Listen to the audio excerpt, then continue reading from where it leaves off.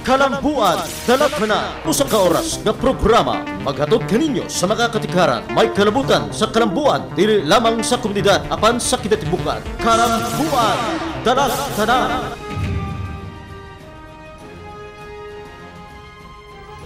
Davao, Mindanao, Mayngadlaw. Inyong alagad, Saldi Chato diri sa programang Kalambuan Daratanan. Kinisab ang inyong higalas kahanginan, Rafi Bermejo, Mayang Adlaw. Ang Kalambuan Daratanan gumatod sa mga importanteng impormasyon, mga isyu butang lungsod nun, nga ikaw, kitang tanan, adunay kalambigitan. Busa karong adlaw, ato magkauban, ang ato pinalangga nga congressman sa unang distrito ni atong dakmen sa Davao, Congressman Carlo Nograles. Sir? Mayang Adlaw, kanimo Zaldi, kanimo Rafi, ug sa tanang Congressman. nagtanaw karon sa atong programang Kalambuan Daratanan. Mayang Adlaw niyang tanan. Okay, Sal, sa atong mga hisgutanan karon, no? Siyempre pa, mga taga kasayuran kay Congressman Carlo Nograles kalambigit sa mga katikaran karon sulod sa Kongreso. Hilabi na nining 2014 national budget, Sals, no? Ug kining transition sa ginatawag natog pork-free budget sa nasod. Hisgutan sa nato kining nagmalambuong labor climate sa atong nasod, Sals, ug baliklantaw lang ta sa peace negotiation na tali sa gobyerno ug sa MILF. O siyempre pa, di nato'y kalimtan ang mga pangutana sa atong mga kabarangay, Sals. Okay, akong unang pangutana nga ito kang Congressman Carlo Nograles. Padayon ang gibuhaton ng trabaho diya sa House of Representatives. Samtang ang ubang katawhan nagmaya nining mga umaabot nga kapaskuhan. O sa baba ang mga nagpabiling gibuhaton diya karon sa Kongreso, Congressman Carlo? Ang pinakaimportante karon ang sa 2014 budget nato, no? Kay kung mahinugduman ninyo, tong miaging semana bicameral conference committee na ang Senado ug ang House of Representatives aron plantsahon ang mga nabiling mga gusot dito sa 2014 national budget nato. Sa lakda pagkasulti, pinagi sa bicameral conference committee murag naplansya na ang mga diferensya. So nagkaroon na lamang og usa ka report na common report may tungod sa budget or common na budget gikan sa House of Representatives o gikan sa Senado. Now, tungod kay bicameral conference committee report kana kinihanlan pa na i-ratify sa Senado ug sa House of Representatives before namo siya ipadala kang presidente para sa iyang signature. So ang Senado na ratify na nila, so sa laktod na pagkasulti ang common na bicameral conference report aprobado na sa Senado, ang House na lang ang nagkinihanlan na mag-ratify pa. Yan na. So, sa this coming week, pagkahuman i-ratify na sa House of Representatives, hinog na siya para ipadala kang presidente para sa iyang signature. Human mapirma na ni presidente, then that will now become our 2014 budget. So, diha nato makita kung asa igasto ang kwarta sa gobyerno. Mapaingon sa mga public services nato. Masabay talamdan ang mga schedule karon diya sa Kongreso ug kano sasab mamakasyon ang mga kongresista nato ug kano sasab sila mamalik isip sa ilang trabaho isip pagbabalag Congressman. Sa akong naibaw-an, December 20 lang may kutob karong tuiga. So pagpatak sa December 20 balik Christmas break nami. Both ang House of Representatives ug ang Senado. So kutob lamig December 20, after December 20, Christmas break namo, then mubalik na pud mi sa January 20. Back to regular session na pud namo ang January 20. Then I think it's from January 20 up to March 28 ang among mga sessions. And then mo break na pud mi, then balik na pud mi og May. And then mo break na pud mi og June in preparation sa State of the Nation address ni President Aquino. Okay, hisgutan lang nato gamay ning Christmas party kung Congressman Carlo, no? Kay murag Pasko naman gyud. Na ba? Sayon mo gud ang tanan nga tungod nining super typhoon Yolanda. Kasagaran sa mga katawhan, hilabi na itong mga tao nga dunay katungdanan sa opisina, misgot nga ipalabay og dili na lang usa ta magpabungga og pangalipay, no? Karong umabot nga kapaskuhan. Ang among pangutana kung unsa pod ang imuhang plano, no? Kalambigit po diya sa maong hisgutanan, Congressman. O susama sa ginabuhat sa kadaghanan mga opisina, murag ipagpaliban usa namo ang kanang ginatawag na Christmas parties namo. Yeah. So wala ko mag-schedule og mga Christmas parties dili pareha sa una, dili susama sa una nag-schedule ta. So, murag ako, nag-asa na lang po ko kung naay mga barangay na magpa-party, hindi mo attend na lang po ko sa ilang Christmas party. Pero sa among opisina ug sa among inisyatibo, wala na lang mi nagpa-Christmas party. Susama po sa ginabuhat sa ubang mga opisina na ipagpaliban usa nila tungod kay dili nila gusto na murag lain mo gud paminawon no na naidaghang mga naglisod unya magparty-party ka. So in deference pa sa mga nabiktima sa Bohol, ang nabiktima sa Yolanda, bisa naman itong mga nabiktima sa Typhoon Pablo, hindi po nato malimtan no so hindi na lang usa. Okay. Ingon nila okay ra daw nga walay Christmas party pero unta dunay bonus. Anyway, ang mga empleyado ka sa House mapahiyumon ka sila karong atong ora, Congressman. Sa ako nahibaw-an diha sa House of Representatives, susama pud sa ubang mga government employees na matagaan na sila og katong 10,000 peso na bonus gikan sa gobyerno no for all government employees na siya. And then ang House of Representatives nagahatag man pud na sila og bonus para sa House employees. Kung pila po ang ilang ihatag, wala po ko kabalo. Ang sa akong nadungog this coming week pa daw mahibaw-an kung pila o kano or I think this week po i-release ang bonus para sa House employees. So, tanaw na lang nato. No? Nahibaw nato na this coming week. Isip chairman sa Committee on Labor, Congressman Carlo Nograles, gusto ming mangutanan nimo may kalabutan gani nining general rule sa 13-month pay para po sa dugang kasayuran sa tanan, Congressman. Well, ang 13th-month pay mandatory ni siya, required na ni under the law, no? So, 13th-month pay merely means na dapat tagaan og additional 1 month ang atong mga rank and file employees, or under the law it's actually 1/12. Ang 13th month pay is equivalent to 1/12 of the basic yearly salary sa rank and file employees. So kung pila ang imong yearly salary, 1/12 ni ana or roughly 1 month ang dapat nila ihatag. And as 13-month pay and then dapat ihatag ni before mag-December 24. So required na siya under the law. Dili ingon na tungod kay wala na sa among collective bargaining agreement or wala na sa among sabot sa mga empleyado, dili na pwedeng mag-ingon ana tungod kay naa magyud nay balaod na required yun maghatag. In fact, ang panawagan sa DOLE karon is ihatag na siya karon, dili pa nato hulato na moabot ang December 24 kay required lagi da before December 24 kinahanglan ihatag na ang 13th month pay. Mga makuting pagsusi paghimay sa inyong gimbuhaton, may kalabutan sa pundo Congressman Carlo Nograles na human ragyod kini na aprobahan ang national budget para sa sunod tuig. Pwede ba nimong ma-describe o maiulagway ang 2014 budget sa atong Republika sa Nasod sa Pilipinas, Congressman? Well, sa ba pag-describe nato ani? Well, obviously mas taas siya kaysa sa previous na budget. And then kung atong tan-awon kini, as much as possible ilang gi line per line,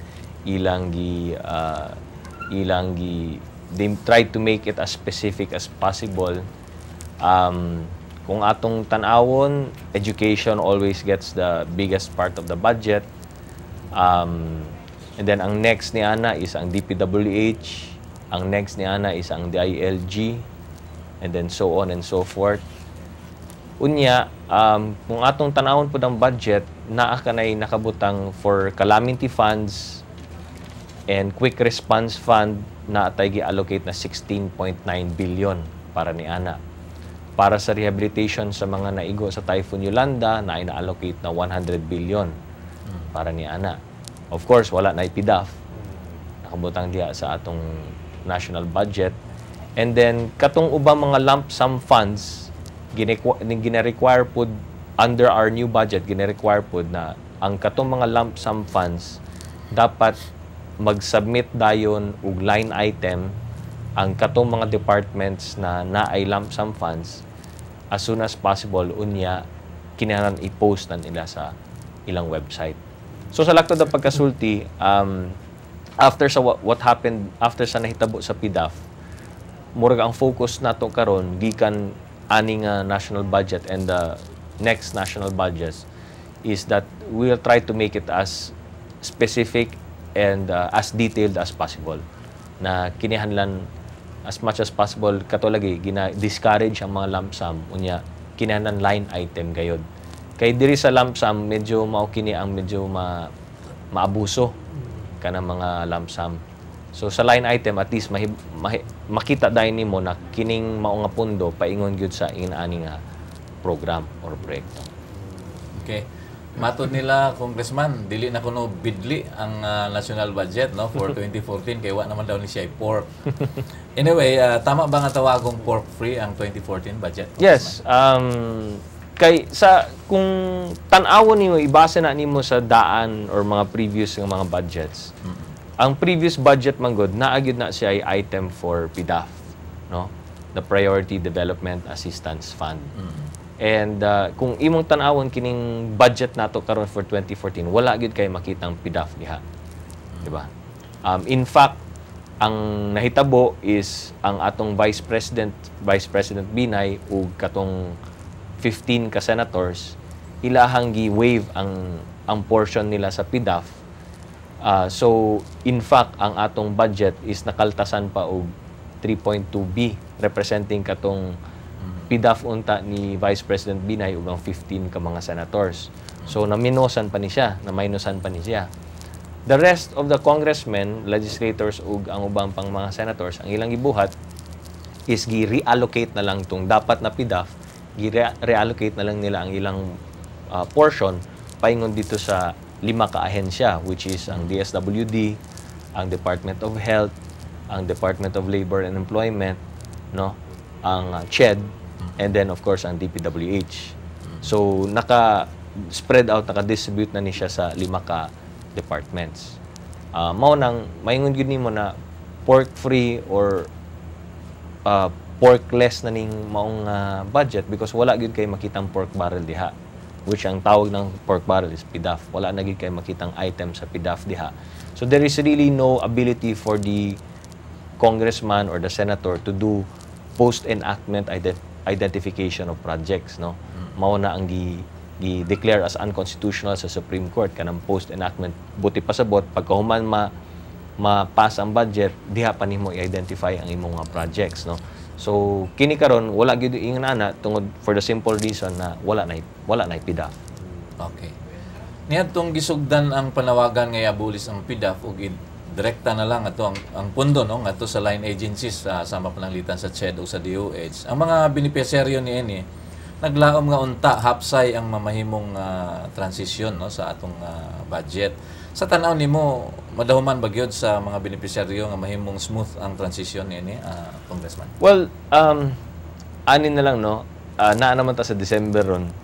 And then sunod bulan January na 2014. So ako ning gisulayan na atay mga government offices, mga national government offices, regional offices na akong gisulayan, akong gitawagan nya ako silang giingnan, kumusta na ang kuan sa January kung naaman mi mga ang implementation dito sa katong pondo namo daan sa PDAF nahatag naman namo dito sa inyong opisina. So ginakumusta lang nako kung unsa mga pamaagi unsay pag-implement nato ani nga mga projects, mga programs para sa kadtong mga beneficiaries nato. Ang ingon sa usa ka government agency, sir, amo pang ginakuan karon, ginaplansya pa karon ang mga guidelines. Ana. And then tawag pud ko dito sa CHED, nangumusta pud ko katong para sa ang pondo para sa scholarship naa naman sa inyong opisina. So pagpatak sa January or pagpatak sa June, ibutang nato pagsugod sa school year, dapat naa na mo yung mga mekanismo para saluon itong mga daang mga scholars, labi na sa mga kongresista. Iyon po sila, sir, amo pang gina-finalize ang guidelines na mo, di ba? So kung ang pangutana nimo smooth ba ang transition, depende pud kana dito sa mga ahensya. Kung maayo ba ang pagkahimo, pagkabuhat, pagkaplansya nila sa ilang guidelines aron para saluon nila ang katong mga daang mga beneficiaries nato. Kay kung mahinumduman ninyo, no, dili lang ako sa akong district office, kundi sa tanang mga district office tingali sa tanang mga kongresista. kung naay mo duol nga constituent dito sa ilang office para mga igtabang, naana tay sistema. No, duol ka diri sa ako, i-endorse kita dito, kwa naipondo na ako'y pundo diha, so makakuha na kag medisina pananglitan, or na ako'y pundo diha sa mga eskwelahan, so makakuha kag scholarship dito, or nakakuha kag assistance dito sa DSWD. So naana tay naanad na ta sa aning klase nga sistema. Karon gibag-o na to. Wala na tong daang sistema kay wala na may PIDAF. Ched na magbuhat. Oh, so naana tay daang sistema with the PIDAF karon giwala nimong PIDAF, nausab na pud ang sistema. So mao ni ang atong karon kapakapan nato karon kung Hapsay. maayo ba hapsay ba ang pagpadagan aning bag-ong sistema kay bag-ong sistema man lagi ni. Diba? So we'll see sa January. Ang pwede lang na akong isulti diha is tanawan nato ni pagpatak sa Enero. Diha na nato may bawaan. Pero ang akong ma-foresee ani kung dili maayo ang transition, dili maayo ang pagpadagan ani mga sistema, daghan na magyaw-yaw dito sa Kongreso. Correct. Iskutan nato pagbalik di ay Congressman Carlo Nograles kining PDAP scholars tung makakuha bagyapon sila og educational assistance gikan sa CHED imbes dito unta sila ang tagsa-tagsa ka mga kongresista. Unsa ang may tabuan ni Congressman Carlo Nograles kung ang PDAP scholars dili na may hatag ang susamang gingon nga scholarship pinagi sa CHED sa suntuig? Well, kung dili matuman sa CHED ang ilang ginapangsaad sa mga kongresista, they will be assured na panay ang pagpatawag nila dito sa Kongreso. Oh, sige lang sila balik-balik dito sa Kongreso para ilang eksplikaron sa mga kongresista, ingon man sa mga senators, unsa ang nahitabo. Kay sama sa akong ingon, naanaw tay sistema sa una for the scholarship, pananglitan. Karon matod pa sa CHED, matod pa sa atong national government, sige lang, naaman tay mga pamaagi na mabalik lang gihapon or mapadayon lang gihapon ang scholarship kay ihatag na atong pondo sa CHED. So as is lang gihapon, normal lang gihapon. Muraragwa, nagpabilin ang atong scholarship program. Karon, kung pagpatak sa January or pagpatak sa enrollment sa June, dili ingon ana may tabo, daghan na magreklamo karon. Now, you have to remember that Congress has oversight functions. So, appeal sa atong oversight functions, pwede ta magpatawag sa mga ahensya or sa mga cabinet secretary or sa mga heads of government agencies, patawag nato dito para i-explain. Gawas ni ana, kung dili mi masatisfy sa explanation nila, mag-suffer ang budget nila. For the next year. Yeah, for the next budget year. Pero sa akong nadungog, no, ang pondo para sa CHED, no, base sa akong nabasa o base sa akong nadungog sab, ang budget sa CHED para sa scholarship, ilan na daw tong na-distribute per state university. So, sa lakto na pagkasulti, ang tanang mga state universities and colleges sa tibok nasod nato, matagaan na ug katong ginaingon na scholarship budget para sa nagkadaiyang mga scholarship program. So, each and every state university and college, kay ang nahitabo man gud ang proposal sa CHED, una was sila ang maggunit sa mong pondo for scholarship. Ang problema, kabalo mangyutan tanan na tungod kay gamayra ang mga empleyado sa CHED, no, pilala man ang mga personnel sa CHED, dili nila kayang i-satisfy ang tanan tibok nasod. So ang imbis na centralized ang pondo for scholarship dito sa CHED, ang nahitabo diri sa atong budget during the bicameral conference committee was gidistribute na lang nato dito paingon sa mga state universities and colleges. So kini mga state universities, sila na ang mag-manage ni anang pag-distribute or paghatag sa mga scholarship, pero ang CHED ang mo'y supervisor. Which to me is mas tama yon, mas husto to siya nga pamaagi kesa centralized na punta sa usa ka ahensya, unya dito na punta mangayo og pondo gikan nila, then wala man sila yung mga pamaagi or mga personnel or mga tao na pwedeng mo-manage niya na mas maayo na ihatag na lang, i-devolve na lang na sa mga state universities, supervisory function na lang, SHED. Klarohon ko lang, Congressman, ang katong ayuda nga para sa mga private colleges and universities, mawa na to. Lahi pa to, no? There's another fund for that. No? Okay. So, iba pa yung para sa private colleges and universities. So, para sa state universities and colleges, gidevolve na dito. Distributed. Ang para sa private universities and colleges, SHED lang gihapon na amugunit. No? So, I think that would be the best scenario. And I think mauna siya ang mahitabo karon 2014. Katong mga beneficiaries sa CIMAC, Congressional Medical Assistance Program, unsa man po'y pamaagi ani sa sunod tuig, Congressman Carlo? Maupod ka na, no? Nagtawag ko sa DOH, nangutan ako dito, unsa po naman pamaagi nato ani sa dati nato mga CIMAC beneficiaries, mga nangayo og mga medisina, mga dialysis, pananglitan pang hospital, unsaon nato ni. Ang tubag pod sa DOH ako is, sir, hulat lang usa ta sa guidelines kay wala pa namo ma-finalize ang guidelines. Pero ako, kung ako ay pangutanon, ang suggestion nako isundugon nila ang ginabuhat sa CHED, which is dili nato i-centralize ang tanang pundo diha sa DOH. Ang mas maayo ani is kanang maong pundo i-devolve na lang nato paingon sa ato mga government hospitals, mga regional hospitals, mga government hospitals nato sa lain-laing dapit dinhi sa atong nasod, kay para sila na lay mo manage sa maong pundo, ang DOH na lang ang mo'y mag-supervise. Kay kung imagine ninyo na ang pundo na sa DOH, magsigilan tag follow-up dito, magsigil tag pangayo dito, then nasa ilaha ang ang discretion kung ihatag ba na nila or dili. Mas maayo na karon pa lang daan, i-devolve na siya, ihatag na sa ato mga government hospitals, and then supervise na lang siya. Pareha sa sistema sa CHED. Kay kung dili, kabalubaya ka kining mga sakit, kining mga tambal na gikinihanan, kining pang dialysis, dili na siya pwede na padugay-dugay. No? Labi na sa health, when we're talking about health, mga medisina, mga assistance for medicines, dili na siya pwede padugay-dugay. Now, kabalo mangyuta na diri sa mga sistema natong kung centralized kayo diha sa Imperial Manila, lisod ka ayong pangitaon, lisod ka ayong pangayuan ug mga hinabang, unya daghan pa mga papeles, daghan pa mga proseso.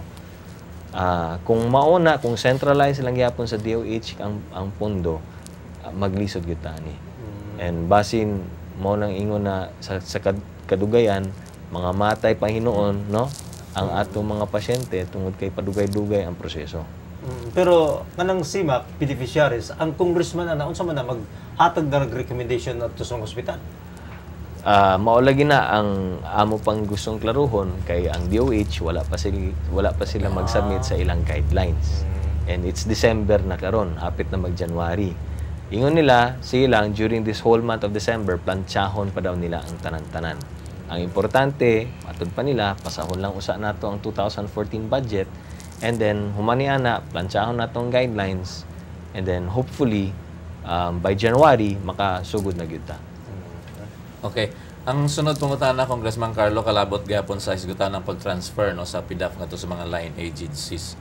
Pasabot ba daw na kining ang mga opisyalis karon sa barangay no sama sa mga ginahimo sa mga kongresista ngadto sa ilahang tagsa-tagsa ka mga gisakpan nga mga barangay no kaniadto, pwede na ba daw makaadto direkta sa DPWH para mangayo sa ilahang panginahanglan sa pag ayo o pagpalapad sa ilahang mga kalsada? Pwede siguro. Gihimo sila resolution, nya ihatag nila dito sa DPWH, no? Pero ang pamaagi manggod sa mga infrastructure projects sa DPWH labi na karon is gusto nila ang paghatag og project sa DPWH line item also. If buti pasabot dili na siya basta-basta kunya request ko sa DPWH diha dayon mo gawas ang pondo, dili. Kay ang ilaha is they work on a per budget basis. Sa laktod ng pagkasulti, kung pananglitan mo submit ta og mga request karon, depende na sa DPWH kung ilang i-appeal, no? Then kung i-appeal na nila sa list of projects nila, for next budget pa na siya. Because ang budget for 2014 pananglitan, kining 2014 planchado na item per item na eh. Road for road bridge per bridge, building per building, naka-line item na siya sa budget. Naka-specify na siya diha sa atong budget. So, paano mo, kung naka-specify na siya, unya naanay pondo, unya mao nang suma total sa pondo sa buhaton sa DPWH, unsaon imong pagpasingit sa imong request na project? Of course, di na masingit. Di ba? Kay naka-specify na eh. Specify na. The only way na masingit nimo na is kung walaon nila kining maong project, unya i-replace nila na sa project nimo. Which is ang ginaiwasan karon sa atong administrasyon. Kay diha mo sulod ang pang-abuso eh. Di ba? So palakasan, tanggalin yung project niyan, ilagay ang mas malakas na tao, di ba? So mao nang ginawala nila. That's why I'm saying, dili susama sa una na maka-request ko sa congressman, then even in 2014, kay naapay PDAF ang congressman, pwede niya isingit dito sa iyahang identification for 2014. Pero kung wala naman ang post-identification, pre-identification naman ta. So dapat, sa akto na pagkasulti, identify usa nato, ibutang nato sa budget, isubmit sa Congress, i-approve sa Congress. So kung naa kay isubmit na project proposal para sa usa ka kalsada or para sa usa ka bridge or sa usa ka drainage, submit na nimo sa DPWH, tan-awon pa na sa DPWH kung iyang isulod, then kung iyang isulod na sa list of projects niya for next year pa na, for next budget pa na, in other words, for 2015 budget pa na or 2016 budget, dili ka na pwede magsingit-singit karon na for 2014. Wala na, kaya ang 2014 fix na siya. Fix na ang projects for 2014 kay specified na siya sa atong budget book. Okay. Last nga pangutana alang sa PDAF transition, Congressman Carlo. Ginadahuman po ba nimo kining pag-transfer sa PDAF ngadto sa mga line agencies makatabang ba gyud sa kinatibukan sa atong sistema, Congressman? Remains to be seen. Tanaw na to. Paglaom na lang nabilin ani. Depende man gud na siya sa kwan. Depende lagi na sa guidelines na iset nila. Depende sa sistema. No, depende sa pamaagi, depende sa paspas ba, maayo ba, hapsay ba ang pagpadagan niya ng maong sistema. We have to remember na ata sa kanang ginatawag na transition phase.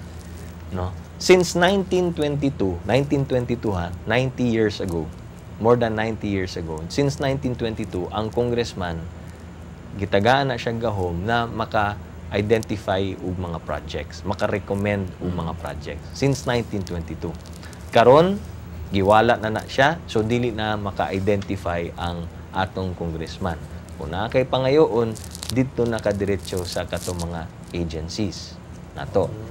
Now, ang congressman, makatabang ang congressman diha sa pag-kuan siguro, pag-follow up sa mga agencies or pag-endorse niya sa mga beneficiaries, paingon sa mga agencies, ana. So the system is now with the government agencies. Kung unsaon na nila pagpadagan sa maong sistema, wala ta kabalo. No? Mahibaw-an na nato na siya pagpatak sa January. Until then, all we have is hope. Mahal na paglaom na lamang. Laom lang tani na hopefully, pagpatak ng January, dili kayo ta lisod-lisoron, no? Sa mga ahensya, di kayo ta lisod-lisod sa mga regional offices nato, hinaut po na paunta na sila kanang ginatawag na absorptive capacity. Sa lato na pagkasulti, ma-absorb nila ang tanang mga panginihanlan gikan sa mga constituents. Kay sa una, kami man ang nagabuhat ana. Kami naga-absorb ni anak tanan. Ang mga congressman, duol ka sa among office, absorb na mo ang tanang mga problema ninyo, absorb na mo na ang tanang panginihanlan ninyo, absorb na mo na. Karon, dili nami ang mag-absorb dito na sa mga departments and agencies nato. Sila na. So, dito sa office, sa congressional office, nakita ninyo, kaya na mo. Nakayanan na mo. No? By experience, after fixing the system, ana. Karon, sila na pod. Kami, magbantay lang mi. Kung masayop sila dito, patawag naman sa Kongreso. Investigate na to. Of course, we're also there to help. Ngayon sila, kung di na mo kaya, medyo lisod kayo, sige, tabang mi. Mo-assist mi dito. Which we're also willing to help. Nagpaabot lang po mi, namutanaw sa mi sa ilang sistema, And then, kung mayon sila, lisod kayo kung ngayon magtabang ninyo, di tabang ni. Okay. Dahil lang tapos paglaom, Sals, no? Anyway, daghan po mga pumunta na Sals kay Congressman Carlo, no? Mga kaigsunan na tagalan na itong gamay higayon usang atong mga painumdum. Ayun lang maghawak yung balik na ito. Kalambuan, Dalatana.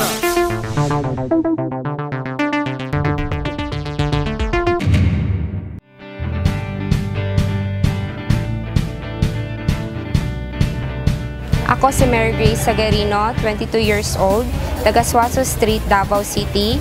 Nangita kog trabaho, mauniadto ko diri sa jobs fair, diri sa Barangay 28 para mga-apply. Alas 8 na anak ko dinhi, nagdala ko sa akong resume ug school credentials. Bisag unsa nga posisyon ang akong gipangita basta mag-fit sa akong kurso nga nahuman ug isa na ko ka bulan nangita og trabaho. Para sa ko, maayo akong experience. First experience na ako sa job fair kay maayo ang sistema, tanan ginatagaan og tsansa ug ang ilahang mga kumpanya na ay iba't ibang ang posisyon nga para mag-fit sa imong kurso ug sa imong skills. Ako si Mary Grace Sagarino, karon na anak ko'y Kay.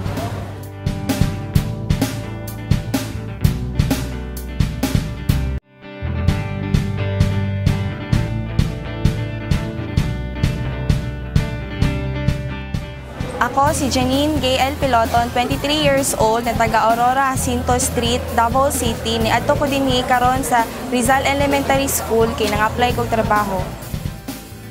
Alas ko sa buntag niadto, nagdala kog biodata, nang-apply kog any position kay duha na ko kabulon walay trabaho. Gusto ko manarbaho kay para makatabang ko sa akong mama ug papa ug makatabang ko sa gusto sa mong balay. Ang experience na ko din sa kong pang-apply, wala ko naglisod sa kong pang-apply kay daghan kog mapilian na trabaho nga vacant din sa job fair. Daghan salamat sa job fair na gidala ni Congressman Carlo Nograles din sa Barangay 28. Tungod ni ana, nakatrabaho ko sa Skill Work Manpower isip Sales Associate. Ako si Janine Gael Peloton, karon na ako'y Kay.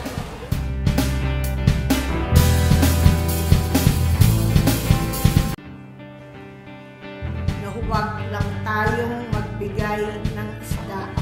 Magturo tayong mangisda para lahat ay kumain sa buong buhay. Salamat po ng marami sa inyong pagdalo, pagtanggap at pagpapahalaga sa aming pagkilala at pagdakil. We need people like you so that we can continue to give our countrymen better choices, better opportunities, and a better future through training that the world class and skills that industries here and abroad are looking for. This will be the award for the first congressional district with Congressman Carlo Alexi Nograles, together with Mr. Ariel Aywatas, our care coordinator of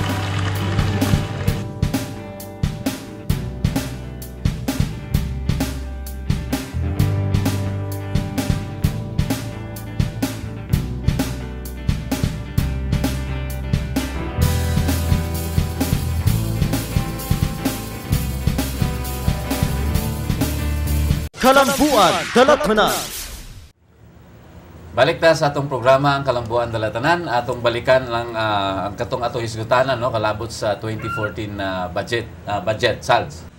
Masulti ba nimo nga ang Mindanao makaangkon o makiangayon nga bahin gikan aning 2.264 trillion, Congressman Carlo Nograles? Well, base sa budget nato nga ipasar, no? Ang Mindanao hinuon nakabenepisyo og mas dako tungod kay matud palagi sa Department of Tourism ug sa DPWH na Mindanao will get 31% of the tourism road projects dito. Pero kutob lang dito ang 31% na to. Ang uban dili kayo 31%. So, but at least naatay item sa budget na nakaabot gyud ta sa 31%, di ba? So, di ba, kanunay man nako ginaingon, ginasulti sa inyo na kami sa Mindanao, gina-fight gid namo na at least makuha nato ang at least 30% sa budget or sa tanang mga gastuhon sa gobyerno, makakuha man tag 30%, 30% ana. So dinhi sa usa ka item which is tourism road projects, mao ni mga kalsada para towards sa mga tourism destinations or para maka-promote sa tourism sa Mindanao. Ang total na makuha nato is 31% niya ng mga budget item. Kato lang. The rest dili kayo, no? Ay 20, 21, 22%. In fact, kung atong isuma total ang budget na para og paingon sa Luzon moabot og 700 million pesos. Okay. Sa Visayas, more or less mga 300 million. And sa Mindanao, more or less mga 300 million sap. So, dira ni mo kung isuma total nato, maula na ang porsyento paingon diri sa Mindanao. It's not 30%, but we keep fighting for it. So, siguro, at least na usa ka item na nahatag 31%. Diba? So, kana na lang. No? Anyway, we continue to fight for ang dapat na porsyento na ihatag para sa Mindanao. Human sa approval sa 2014 nga budget, nami mga nadungog nga hungihong nga unsa man ka tinuod Congressman Carlo Nograles nga ang mga magbabalaod daw wala nay papel o rules sa pagkiglambigit sa nisgutan nga budget og mututok na lang sila sa ilahang oversight function sa ilang matag committee ba. Pasabta daw mi ani Congressman Carlo Nograles. Well, ang oversight function man good, it's really one of the functions ng Congress, no? Ang buti pasabot lang sa oversight function is pwede namo tan-awon, silipon ang administrasyon sa ilahang pag-implement sa budget, ibutang nato. Pwede po namo silang silipon sa ilang mga operational expenses or mga operations yun mismo sa lain-lain mga departamento o ahensya. You have to understand na Congress, syempre as a whole, is divided into different committees. Ako ang nagunit sa Committee on Labor, pananglitan. Niya napay Committee on Transportation, naay Committee on Health, naay Committee on Education, ana. So, lain-lain mga committee ba? Each and every committee na siya oversight powers, no? Na pwede nilang silipon, tanawon ang administration, ang operation sa ahensya sa gobyerno na under sa jurisdiction. Sa lakto na pagsulti, example, ako ang nagunit sa Committee on Labor. Dapat na ako'y oversight function dito sa Labor Department ug ang tanang ahensya ilawom sa labor. So, anytime I want, I can call for an inquiry, an investigation, an exercise of our oversight functions aron silipon tanawon namo ang operation sa Department of Labor. Ana pod ang Committee on Education, ana pod ang Committee on Transportation, ana pod ang inaaning committee. And Congress as a whole can anytime call for the exercise of its oversight function or can call for inquiries in aid of legislation. Sa lakto na pagkasulti, any congressman for that matter, no? Ako or kinsa bang kongresista diha, kung dili mi satisfied sa mga tubag sa usa ka department, sa mga pamaagi sa usa ka departamento or naay mga constituents namo na magreklamo sa amo, moingon na pag-abot na ako dito sa mga departamento, wala man ko nilang gitagaan pagtagad. Pag-abot na ako dito, gitudlo na ako dito, paingon dito, pag-abot na ako dito, wala man daw sila'y budget, etc. Wala ko nila gipansin, wala ko nila gitagaan tagaan og tabang. That congressman can always rise to the floor, hisgot siya dito, mo-deliver siya privilege speech, ipa-imbestiga niya ang mga departamento, ipa-imbestiga niya ang regional office, ipa-imbestiga niya ang government office, and we will exercise our oversight functions. Patawag na mo dito, ipa-explain na mo. Mo na ang among oversight. So sa una, na ang pondo, ang PDAF na sa among opisina, sa atong pinaagi sa atong opisina, maka-identify tag mga project, maka-tabang ta sa beneficiary. Karon sila na, ipaubayaran nato sa executive, pero oras na magkulang ka, oras na wala nimo gipansin ang among mga constituents, ipatawag ta ka sa Kongreso, pa-explain ta ka. Then, kung dili ako satisfied sa explanation nimo, I will ask for disciplinary sanctions, administrative sanctions, or worse, sa next budget hearing, kaltasan ako or bawasan ako ang imong budget kay dili man ka maayo mo gunit sa imong budget, something like that. But for me, sa tinuod lang, that's very combative. Murag ginabangga minimo sa ang legislative, ginapabangga nimo sa executive. Unya, so ang role na mo ani mangaway na lang ni. Kanunay na lang mangaway mi.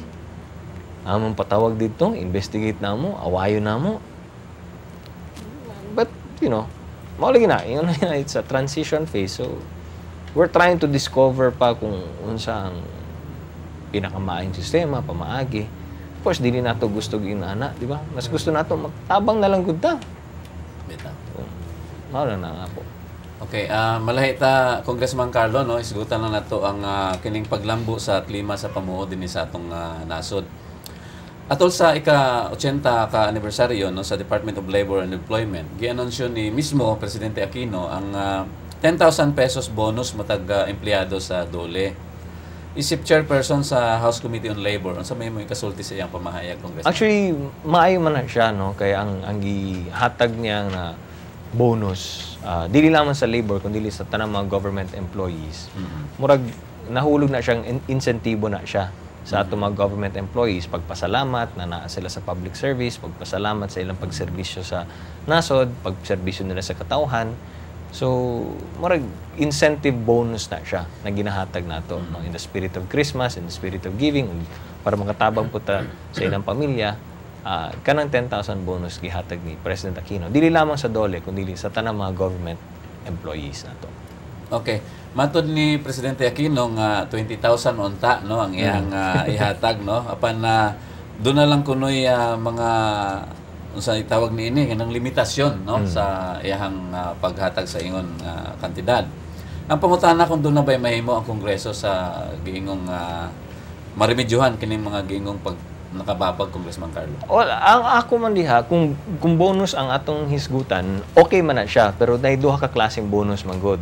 Bonus na isip insentibo and bonus na isip as productivity bonus, no? So, sa ako, it has to be a balance, no? Insentibo kaya para magpabilin ka diha sa as government employee or magpabilin ka dito sa imong pwesto, murag and pagpasalamat, no, that's sort of an incentive or pagpasalamat, no, for years of service, for your sacrifice, ana pagpasalamat na siya. Pero ang usapod ka aspeto na atong tan-awon, okay man ta manghatag og bonus kung based sa productivity sad. Sa laktod na pagkasulti dapat ma-measure nato unsay mga deliverables, unsay dapat nimong buhaton, unsay dapat nimong accomplishments and achievements. And kung makabot to nimo, makuha to nimo mga achievements and accomplishments, diha katagaan og bonus. So, kinahanglan balansehon nato. Dili lang puros insentibo, kundi mas maayo na apud tay productivity bonus. Kay para maganahan sila na mo trabaho and it will be more efficient, di ba? Mas mahimo siyang efficient, mas mahimo siyang productive, mas mahimo siyang makatabang pud sa pagpadagan ni anang mga opisina. And I think ang focus namo karon diha sa committee basad is to pass a law on productivity incentives bonus. Okay. So kang kinsa man nato angay nga pinungod kining nagbalambuong kalina pag-industriya sa nasod karong panahon na Congressman Carlo Nograles. O kining karong nahitabo natay kanang ginatawag na industrial peace, relative industrial peace sa atong nasod. Kana tungod na siya sa kanang ginatawag na ang labor environment nato is very conducive because ang measurement nato na isang strike di ba? So kung imong tan-awon menos kaayo mga strike karon. Wala na kayo naga-strike or gamay na lang ang naga-strike karon. And the fact na gamay na lang ang naga-strike karon is tungod na siya sa kanang ginatawag na mga pamaagi nato na naga-conciliation mediation usata or CONMED, no? In fact, ang Department of Labor and Employment na kana sila patakaran na ang tawag is SENA, Single Entry Approach, no? Which is para sa mga empleyado kung naa sila yung mga reklamo sa ilang boss, sa ilang employer, sa ilang kumpanya, naa kanay help desk ang atong Department of Labor and Employment.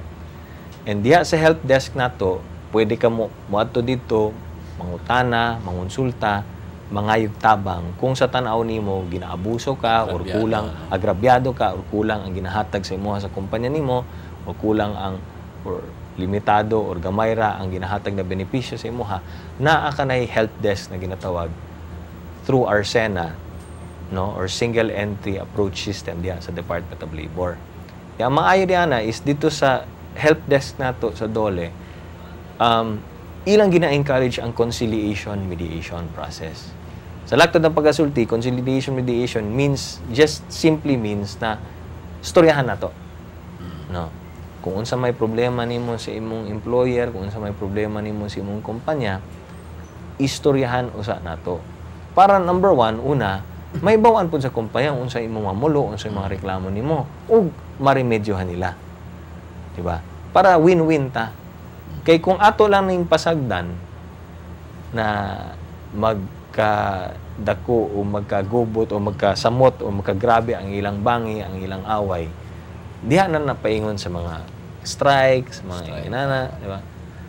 So, gina-encourage yun sa Department of Labor kining conciliation mediation. In fact, dito sa Kongreso, amo nang gi-strengthen kining single entry approach program or system, and amo pang gipakusgan kining tripartism.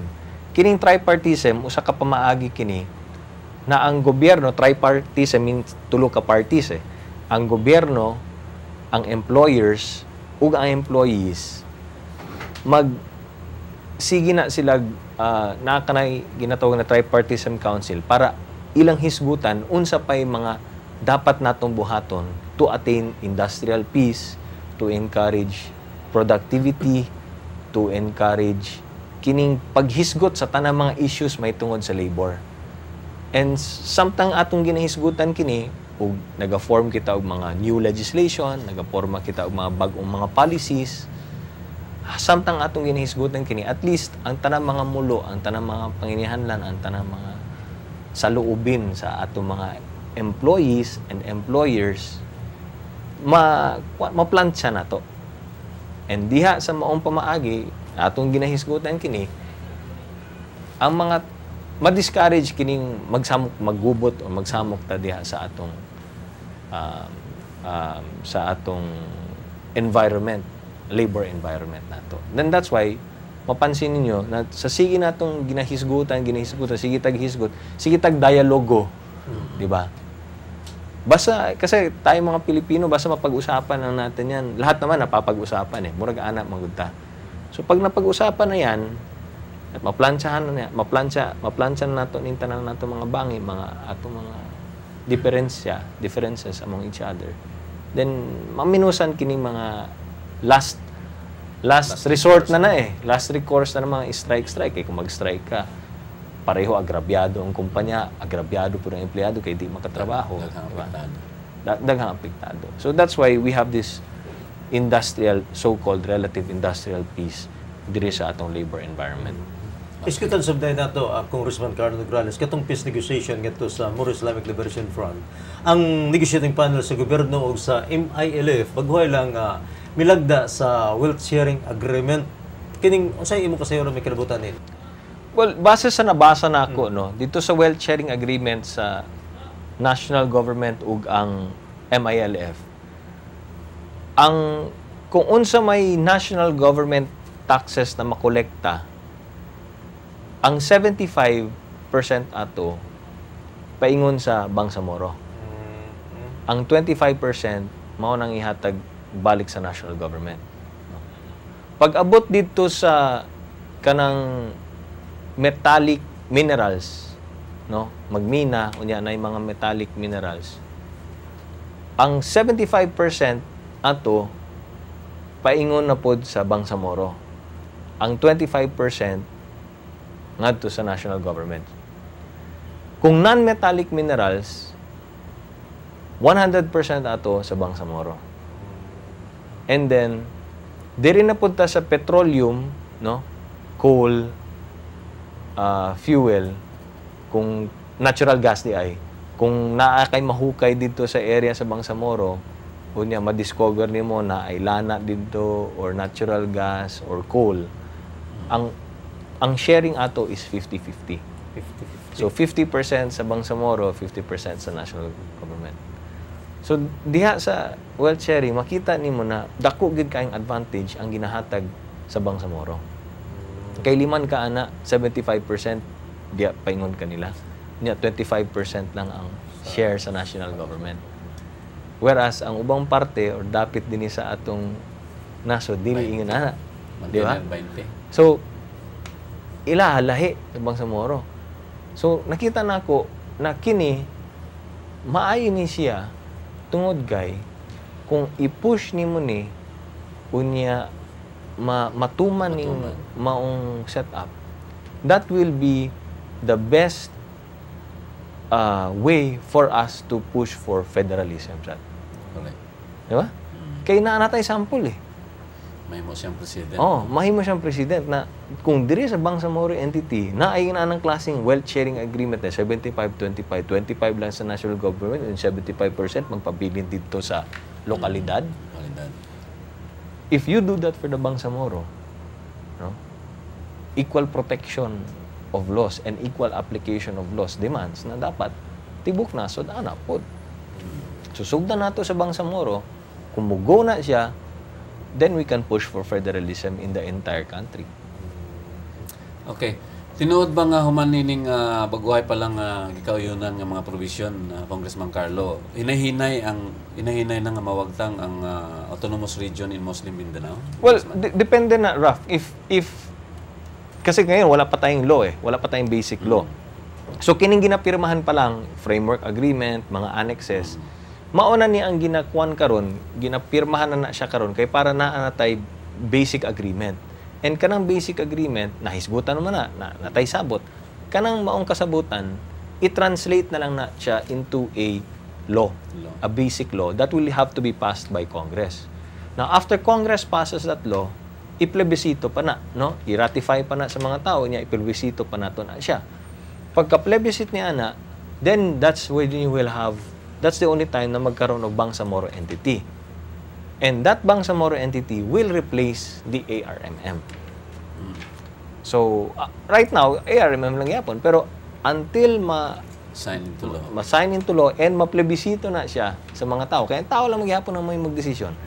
Pagka ma-plebisito, mudaog na siya sa plebisit, then kung kinsa o asa mga areas na nidaog siya, nakalusot siya sa plebisito, they will be governed by that law, basic law. And then ang Bangsamoro entity na, or whatever you want to call it, will now replace the old ARMM. So, depende pa na kung mapasa. Okay. Base sa mga ginaingon sa mga negosyador, ana sila nahimutang sa katapusang hugna no sa ilahang trabaho ug kini mao tong paglatid sa giingong disarmament agreement o ang pag-surrender sa ilahang mga armas sa gobyerno. Unsa man ang imong ikasulti kalabot sa mga issue, Congressman? I think that is the last annex na normalization ang tawag nila ana. And under diha sa kanang ginaingon ng normalization, mao ni siya ang transition, mao na ni siya ang annex na ilang sabutan diri kung unsaon nila kining 11,000 ka MILF combatants. So in other words, ang MILF naa sila 11,000 ka combatants na armado. Okay. Arm component na sa MILF. Now, ang ginahisgutan karon sa normalization, unsaon nila kini mga armas, unsaon na nila pag-surrender sa ilang armas, ang pag-inventory sa armas, and of course, ang ginahisgutan po dito, kung kinsa mag-appoint daw sila og third party aron kining tanan obserbahan or tanawon to make sure na maayo ang pag-surrender sa armas, pagtago sa armas, pag-inventory sa armas. And kining mga 11,000 ka combatants, how they will now be transitioned and absorbed into the regular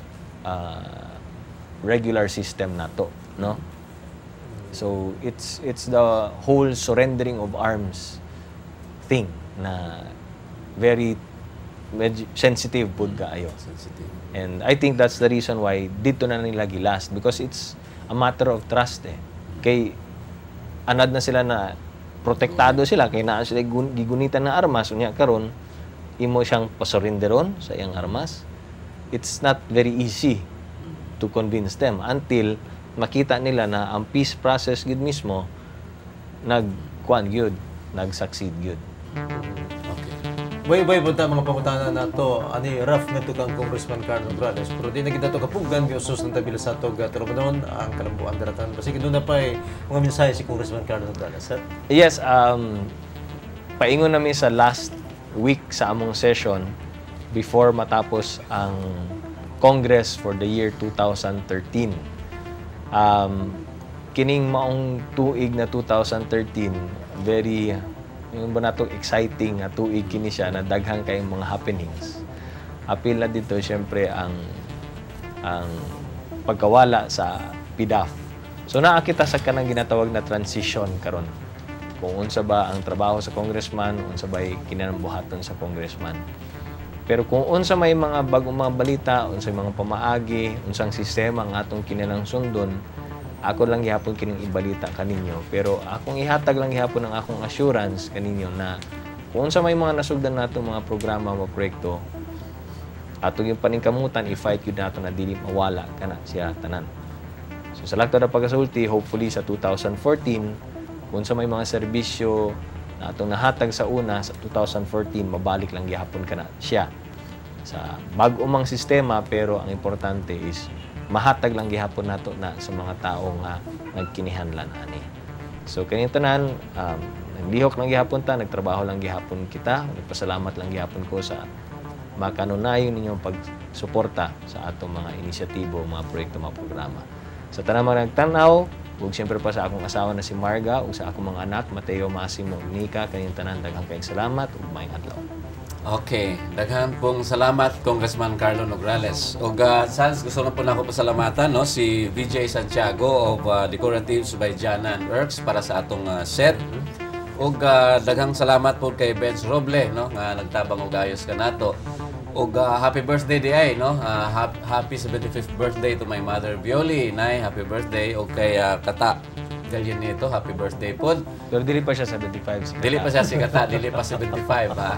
Dili pa siya 18. Anyway, tungod kay wala naman kitay oras kini si Rafi Bermeo yung galas kahanginan naging daghan salamat og may adlaw kaninyo. Okay, siyempre inyong alagad, Saldi Chato, Merry Christmas sa tanan, may adlaw. Kalambuan, Dalatana.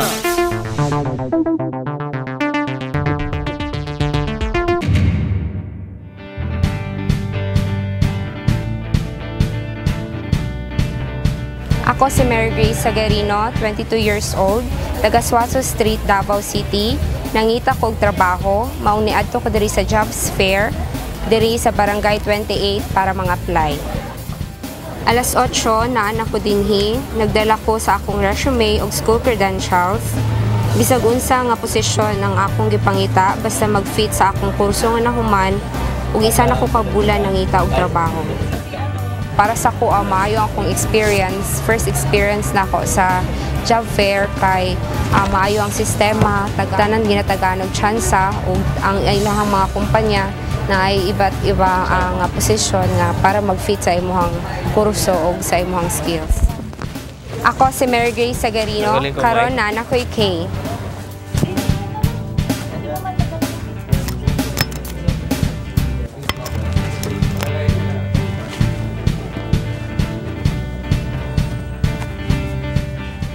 Ako si Janine Gael Piloton, 23 years old, na taga Aurora Jacinto Street, Davao City. Niadto ko dinhi karon sa Rizal Elementary School kay nang-apply kog trabaho.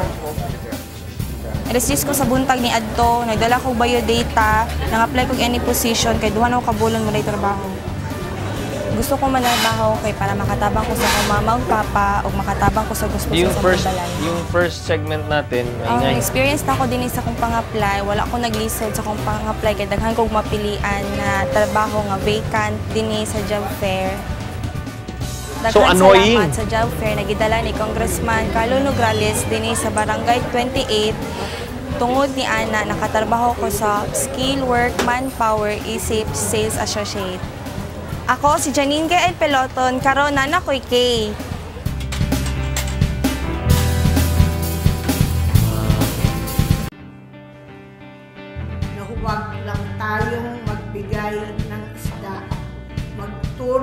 tayong mangisda para lahat ay kumain sa buong buhay. Salamat po ng marami sa inyong pagdalo at pagtanggap at pagpapahalaga sa aming pagkilala at pagdakila. We need people like you so that we can continue to give our countrymen better choices, better opportunities, and a better future through training that the world class and skills that industries here and abroad are looking for. This is the award for the first congressional district of Bacolod with Congressman Carlo Alexi Nograles, together with Mr. Ariel Maywatas, our care coordinator of